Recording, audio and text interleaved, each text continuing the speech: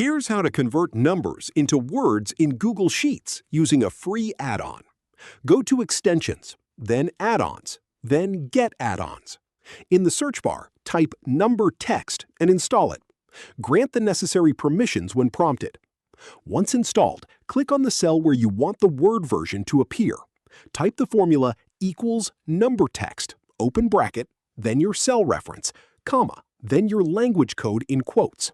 For example, equals Numbertext, open bracket, A2, comma, quote EN, quote close bracket for English. Press Enter and the number will instantly appear written out as words.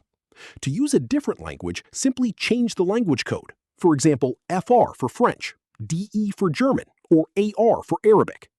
Drag the formula down to apply it to the rest of your column automatically.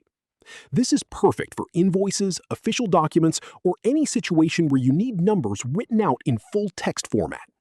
If this helped you out, hit that subscribe button for more straight-to-the-point tutorials on Step by Click.